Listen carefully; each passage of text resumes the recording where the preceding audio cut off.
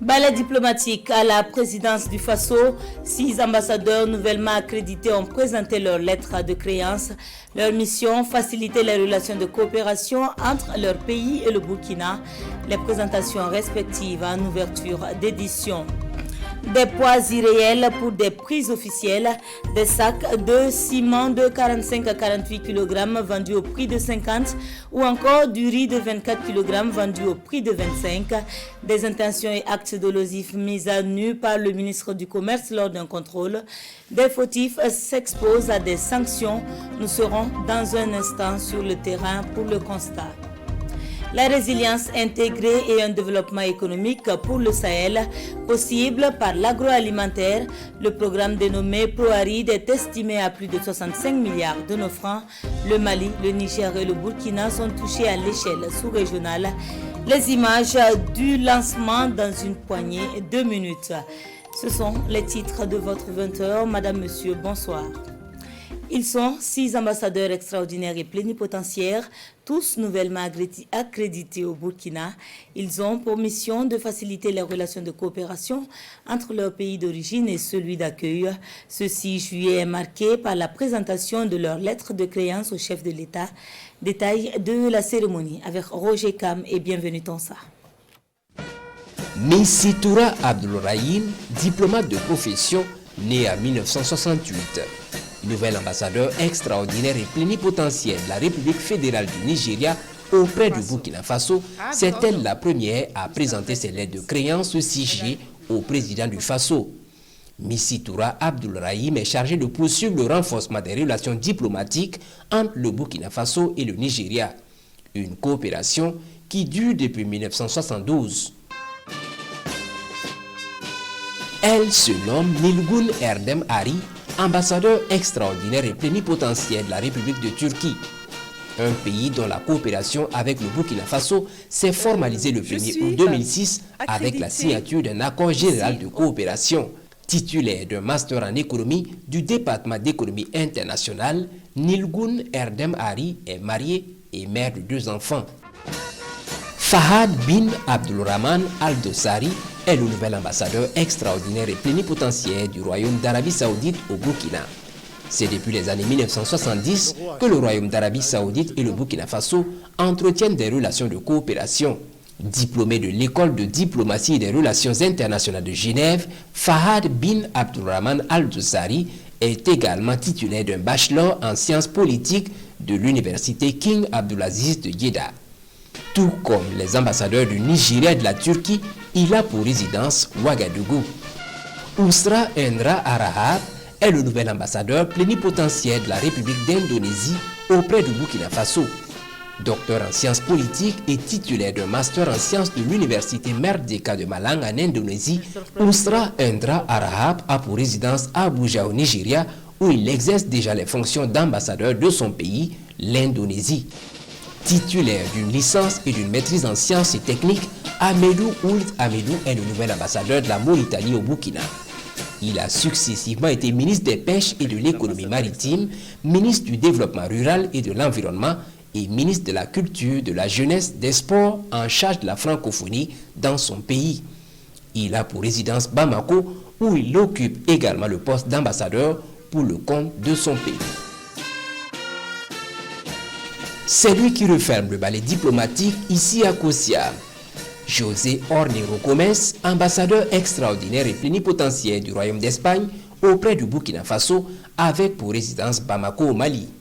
José Ornero Gómez a occupé en Espagne les fonctions de chef de l'unité de division des affaires stratégiques et de la sécurité au secrétariat général de défense au ministère de la Défense, puis conseiller aux affaires internationales au cabinet du ministre de la Défense.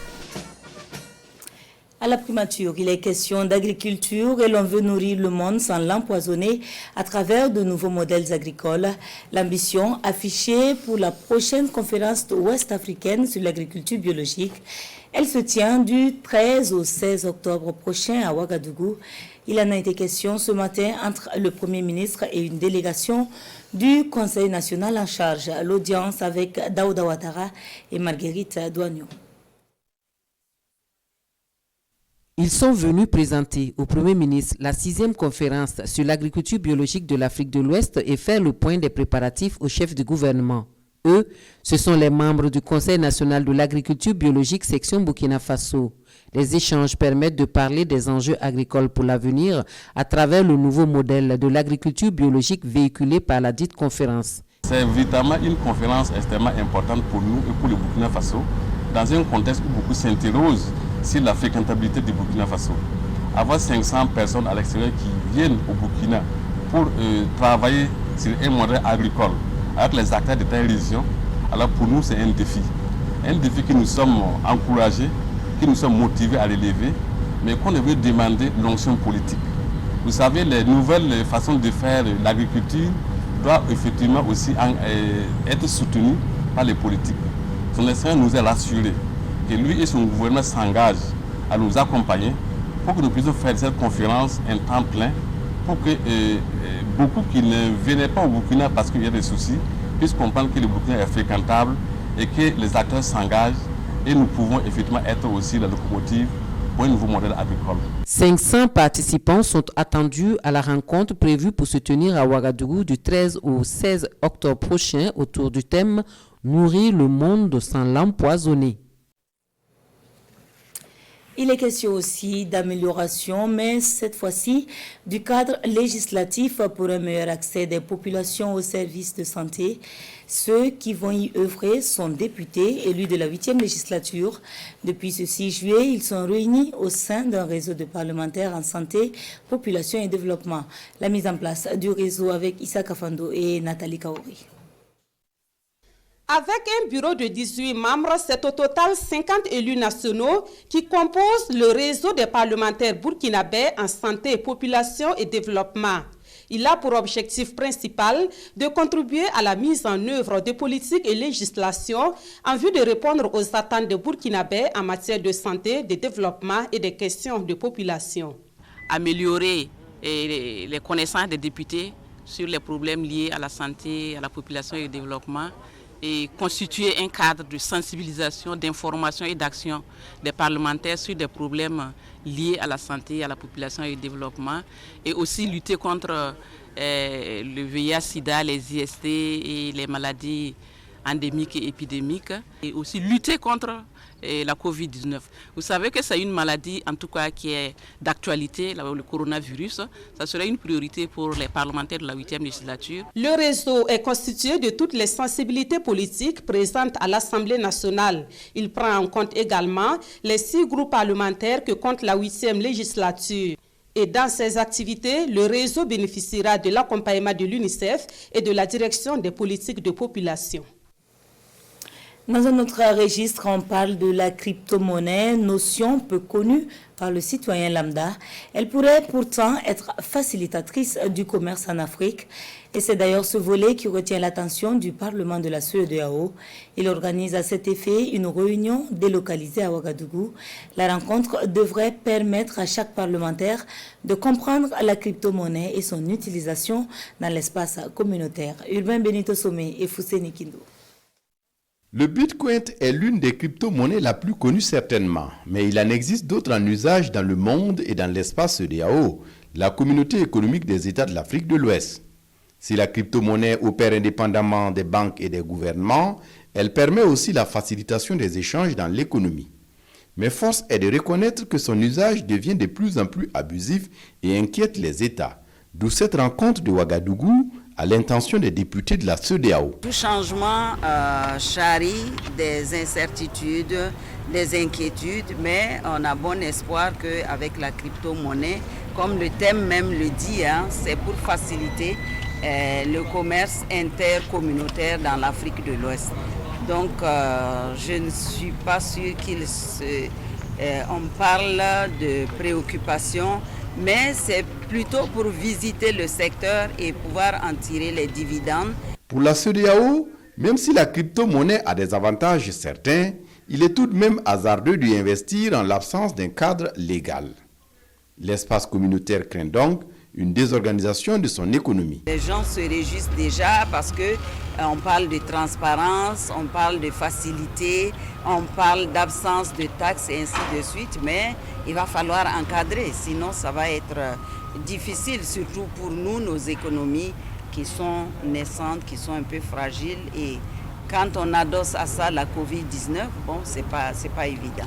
Il faut que nos économies puissent émerger malgré la Covid-19, malgré l'avènement de la crypto-monnaie. Il faut qu'on trouve un juste milieu pour que tout se passe au mieux dans nos économies. La rencontre de Ouagadougou va donc permettre de recadrer l'usage de la crypto-monnaie en vogue grâce aux technologies de l'information et de la communication et dont le contrôle échappe aux banques. Et sur le terrain ce jour, dans la ville de Ouagadougou, le ministre du Commerce dans plusieurs quartiers et au marché de Zogona. Objectif, effectuer un contrôle des prix et débusquer les commerçants indélicats. Soupçons confirmés dans les boutiques et cimenteries. Le poids du sac de 50 kg de ciment aussi par endroit entre 45 et 48 kg. Dans certaines boutiques, le poids du sac de riz de 25 kg reste non conforme pour un prix normal facturé.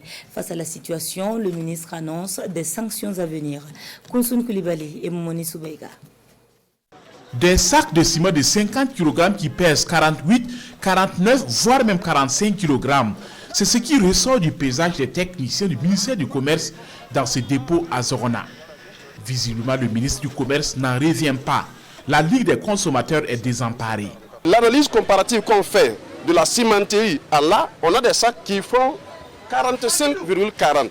Ça veut dire qu'il y a un déficit de pratiquement 3,3 et poussières en termes de kilogrammes qui manquent. C'est pourquoi nous demandons en tout cas au ministère du Commerce, à travers ces structures de base-là, de travailler à une veille. Mais avant ce dépôt, le ministre du Commerce se rend à Kosodo, à une cimenterie, pour un autre contrôle inopiné.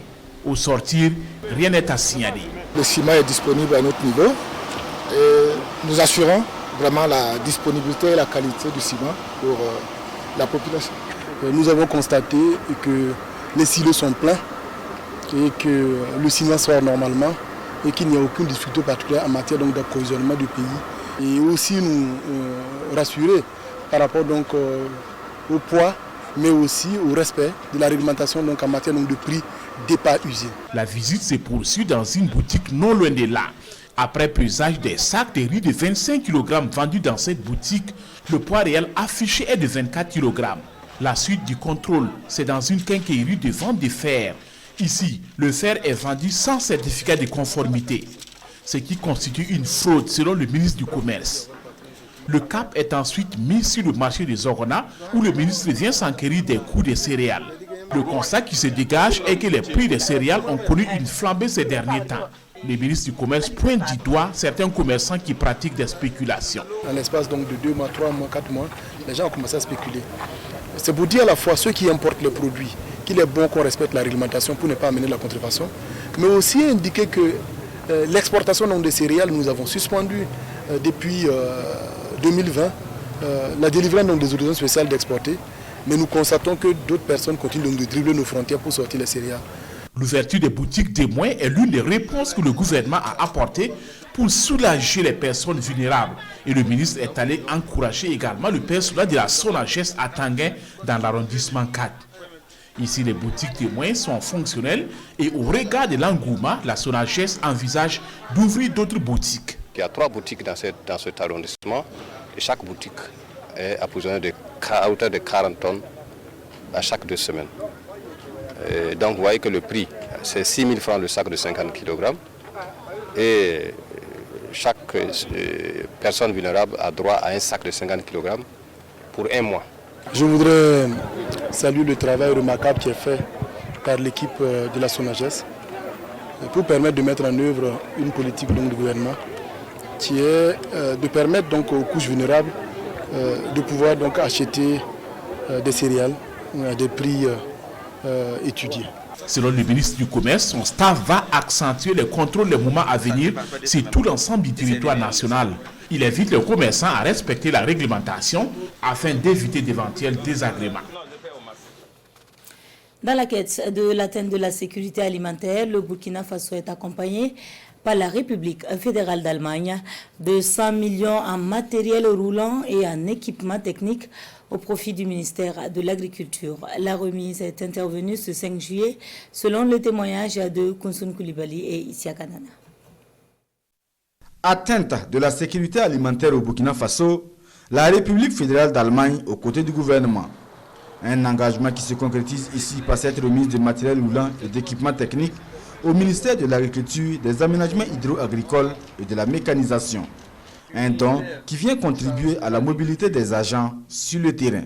Le secteur de l'agriculture est le secteur le plus prominent de notre coopération, avec une enveloppe d'environ presque 20 milliards de francs CFA pour 2 ans. Donc vous voyez, ce que nous faisons aujourd'hui, c'est une petite partie, mais une partie importante de notre soutien pour le Burkina Faso. Et ce sont 7 véhicules, 15 motos, du matériel informatique et des bureaux qui viennent ainsi renforcer les capacités opérationnelles du département en charge de l'agriculture. Ce don est très important pour nous, parce que ce sont les structures déconcentrées, les structures centrales qui vont les utiliser pour vraiment travailler et faire en sorte que, quel que soit là où le producteur est, que nous puissions avoir accès à eux pour leur apporter les conseils agricoles nécessaires. 200 millions de francs CFA, c'est la somme mobilisée par la République fédérale d'Allemagne pour l'acquisition de ces équipements. Du matériel destiné aux directions régionales des Cascades, des Hauts-Bassins, de l'Est et du Sud-Ouest, à la direction provinciale de la Sicile, ainsi qu'aux directions centrales du ministère de l'Agriculture, des Aménagements hydro-agricoles et de la mécanisation. Du matériel qui sera d'une grande aide sans doute aux acteurs du développement rural. Ces derniers sont à la tâche pour examiner et valider le 3e rapport biennal national de suivi des engagements de Malabo. Le document couvre la période 2019 à 2020 et révèle des progrès réalisés dans le secteur agricole en dépit de la situation sécuritaire difficile. Alidou Badini et Pascal Kane. Le Burkina Faso progresse dans le respect de ses engagements sur le développement de l'agriculture. C'est ce qu'indiquent les rapports provisoires soumis à l'appréciation des acteurs du monde rural. Comme la plupart des pays africains, le Burkina Faso a signé la déclaration de Malabo en 2014. Cette déclaration indique entre autres que le pays devrait consacrer 10% de son budget à l'agriculture. Le mécanisme est fait de telle sorte que lorsque nous allons envoyer les indicateurs renseignés, c'est une plateforme qui décide, qui calcule en fait ce score-là. Donc pour l'instant, nous ne savons pas si nous sommes dans la voie ou pas, mais nous pouvons espérer que effectivement nous sommes sur la voie. Les techniciens ont déjà validé le rapport provisoire. Il est attendu les appréciations et les amendements des participants à l'atelier national. Nos équipes techniques ont travaillé et ils ont déjà renseigné les différents critères arrêtés dans cette déclaration et nous sommes là ce matin pour valider ce rapport technique qui est fait par nos experts, les techniciens, pour pouvoir avoir de façon consensuelle au niveau du Burkina Faso un score qui sera en tout cas porté au niveau de la CEDEAO et par la suite au niveau de l'Union africaine. Sur un score de 6 points souhaités, le Burkina Faso a obtenu 5,6 pour son 2e rapport. Les techniciens et les responsables politiques espèrent que pour ce 3e rapport, le Burkina Faso sera dans les normes vis-à-vis des engagements de Malabo. Et c'est dans cette quête de la résilience et de la sécurité alimentaire qu'intervient le programme agroalimentaire du Sahel. Il touche 3 pays, dont le Burkina. Il a pour ambition d'aider les populations à faire face aux chocs liés au changement climatique, aux faibles précipitations et à la situation sécuritaire. Le programme, financé à plus de 65 milliards de nos francs CFA, est lancé au Burkina ce 6 juillet après son démarrage au plan sous-régional. Salif Belem et Abdelaziz Yakibou. Des tambours comme pour appeler à la mobilisation pour un nouveau front contre l'insécurité alimentaire et la malnutrition au Sahel. Et c'est justement au rythme de ces sons galvanisateurs que l'équipe chargée de la mise en œuvre du programme agroalimentaire pour la résilience intégrée et le développement économique du Sahel, ProArid, a obtenu quitus pour aller au charbon. ProArid, ici lancé, est un programme sous-régional qui couvre la zone soudano-sahélienne du Mali, du Niger et du Burkina. Par l'approche, renforcement des performances des institutions et acteurs locaux, promotion d'entreprises inclusives et créatrices d'emplois et appui à la mise en place d'infrastructures agricoles, le programme se lance pour défi de contribuer à une résilience des ménages. Environ 65 milliards de francs CFA, c'est la somme mobilisée par les Pays-Bas pour financer ce programme dont l'exécution est assurée par un consortium dont l'ONG néerlandaise de développement SNV. D'une durée de 10 ans, il s'exécute en 2 phases, dont la première qui s'étend de 2021 à 2025. Nous sommes dans un contexte sahélien et donc les ressources naturelles s'épuisent. Les changements climatiques frappent de plein fouet notre zone et de plus, la crise sécuritaire vient pour ne pas arranger les choses. Et donc du coup, il faut accroître la résilience des populations et cela à travers l'amélioration de la productivité agricole. Au Burkina, ProArid intervient dans 24 communes des régions de la boucle du Moun, du centre-ouest, de l'est et du nord. Son avènement est salué par le Premier ministre Christophe Marie Dabiré, ici représenté. Au Burkina Faso, cette vision entre dans la dynamique du nouveau référentiel de développement en finalisation, notamment à travers son objectif stratégique 4.1.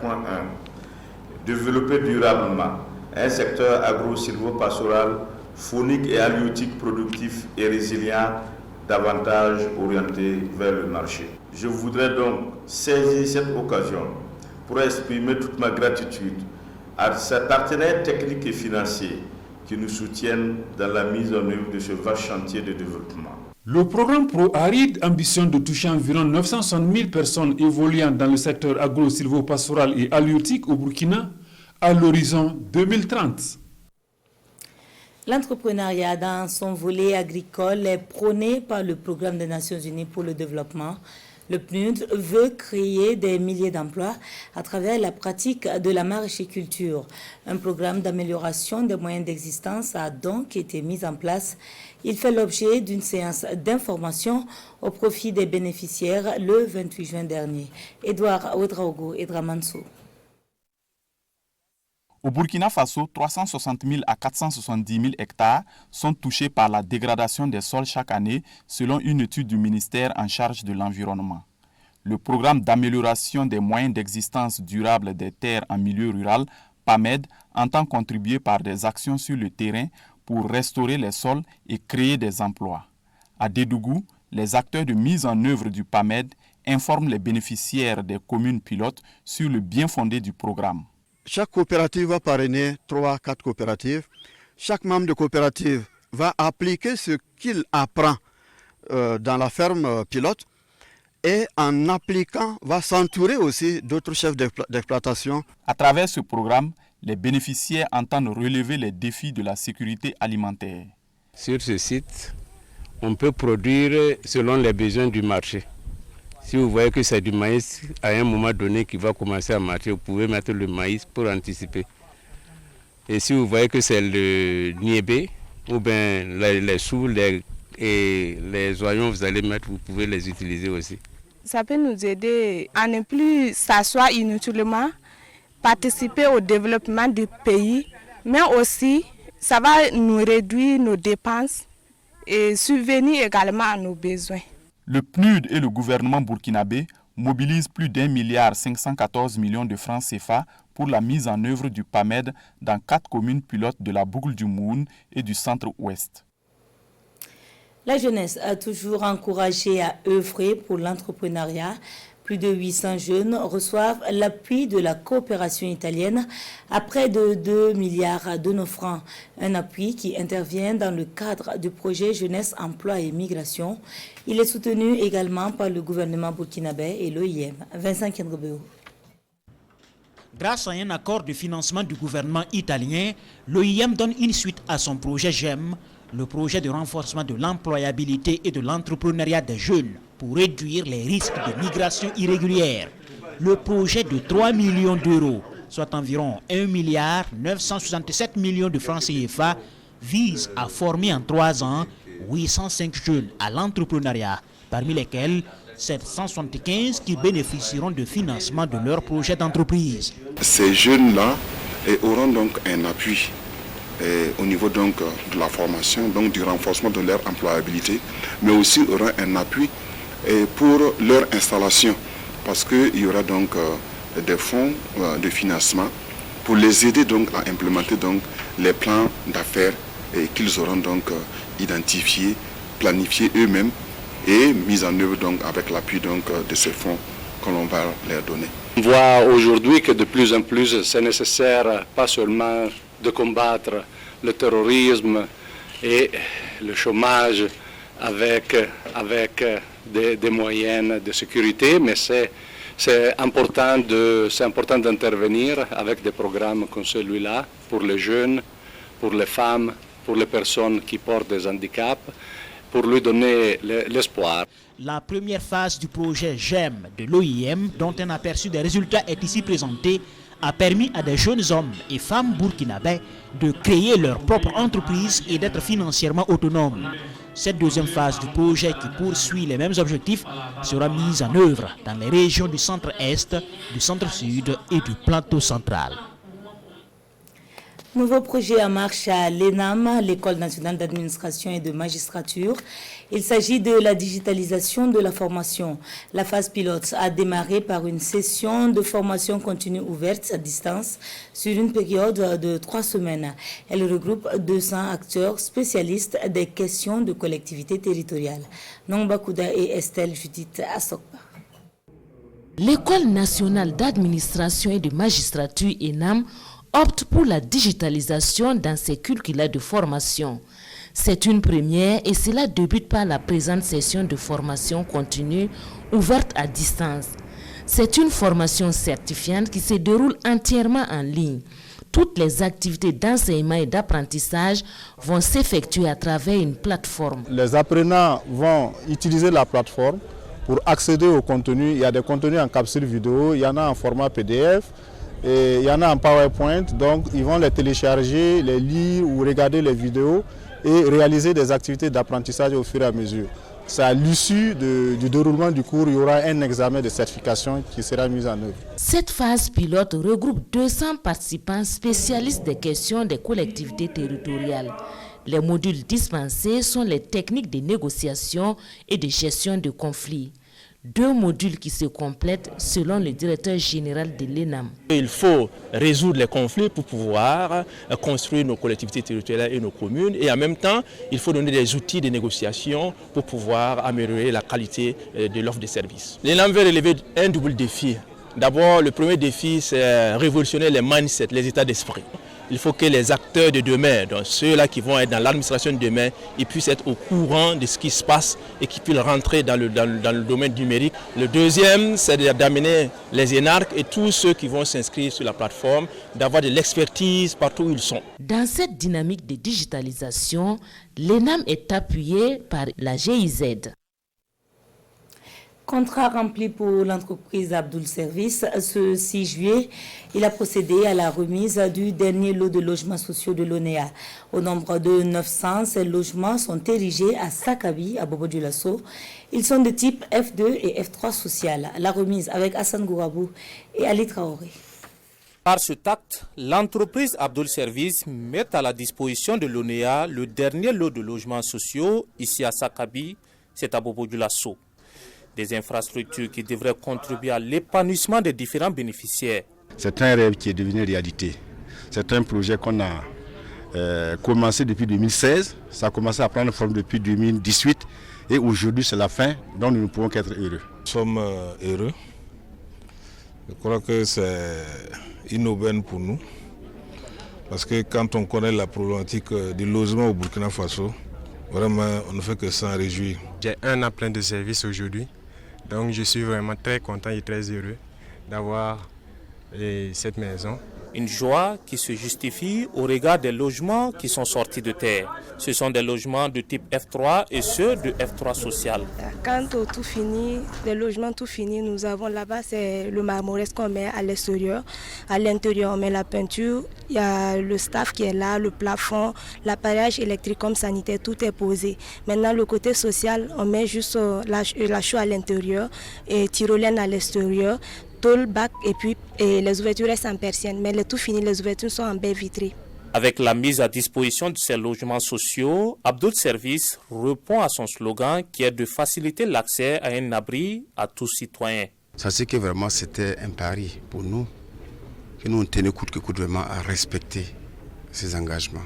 Donc vraiment on est très fiers aujourd'hui d'être là ce matin pour remettre les clés. Et vous savez, nous sommes là aussi pour le programme de 40 000 logements de chef de l'État. L'année passée, on était là pour les phases des premières vagues des logements de l'ONEA. Aujourd'hui, nous sommes là. Ça veut dire que ça continue toujours à Ouagadougou. Le total des logements que l'ONEA a demandé auprès d'Abdoul Service, ça tourne autour de 900 logements. Les 900 logements, Ouagadougou, Bobo Dilasso. Et Ouagadougou, nous sommes pratiquement à peu de 600, 700 et quelques logements. Mais ceux de Bobo Dilasso sont totalement livrés avec cette remise. Une remise qui intervient après celle de l'université Naziboni à Belleville. Après la réception, Abdoul Service garantit un contrat de suivi de 24 mois selon son premier responsable. Voilà, des logements de type F3 et F3 social livrés par la société Abdoul Service à la nationale de l'eau. Du sport avec de l'équitation et oui, une fois n'est pas coutume, à l'hippodrome d'Amdalaï s'est tenu le championnat national des sports équestres, des compétitions ouvertes dans les catégories races locales et open. 1 million pour chacun des vainqueurs, mais également une tribune flambant neuve de 25 millions offerte par la LONABé à la fédération concernée. Souleymane Sanou et Abdoulaye Akabori. La Fédération burkinabé des sports équestres a tenu son pari, celui d'organiser le championnat national 2020-2021 avec une commodité pas des moindres. Notamment cette tribune flambant neuve qui a coûté 25 millions de francs CFA offerte par la Loterie nationale du Burkina. Tout ce qui peut être fait pour améliorer un peu le confort des spectateurs, pour améliorer la pratique des courses hippiques sur l'hippodrome de Amdalaï est la bienvenue. Et nous pensons que c'est une requête de la Fédération de sport équestre de pouvoir disposer d'une tribune. Place à la compétition. Il y a 4 courses. Dans la catégorie de la race locale, il y avait 24 partants. Dans une course de 2600 mètres, les chevaux se sont montrés combatifs. Au finish, c'est Alawaïdoum, dont le jockey est Faisal Oumarou, qui devance sur la ligne d'arrivée d'Argoum Bambabé, 2e, et Basnere, 3e. Il remporte le championnat national de sa catégorie et obtient une enveloppe d'1 million de francs CFA. Dans la catégorie des races métissées, c'est Boïka qui est champion. Il est respectivement suivi de Barka Wende et de Sénégalais sur une distance de 2600 mètres. La catégorie des poulains a également tenu le public en haleine. Chic Étoile domine les autres concurrents et remporte le titre. Des pays de la sous-région, notamment le Niger, le Nigeria et le Mali, et bien sûr le Burkina Faso, se sont mesurés en open. Et dans une course de 2600 mètres, c'est Charlatan du Niger qui en est sorti vainqueur, et ce devant Moudjaï 2e et Alliance 3e, tous deux du Burkina Faso. Le Niger repart logiquement avec une enveloppe d'1 million de francs CFA. Je suis vraiment satisfait parce que d'abord, c'est comme on a coutume de dire, et quand une grande compétition réunit plusieurs personnes comme ça, et puis il n'y a pas eu d'accident, et même s'il y a des accidents, pas eu de blessés, nous rendons grâce à Dieu pour ça. Et au-delà de ça, l'organisation était parfaite. Nous avons tenu à encourager le jeune président de la Fédération des sports équestres qui fait un travail formidable et qui a réuni plusieurs pays donc, de la sous-région au niveau du Burkina. Vous avez vu la qualité donc, de ces chevaux-là et du sport et l'engouement aussi. À l'occasion, le ministre de l'Énergie, des Mines et des Carrières, Bachir Ismaël Ouedraogo, invité d'honneur, a promis l'électrification du pourtour des hippodromes de Amdalaï et de Pabré. Et c'est ce qui referme l'édition de ce soir. Je vous retrouve demain, même chaîne, même heure. Dieu voulant. Bonsoir.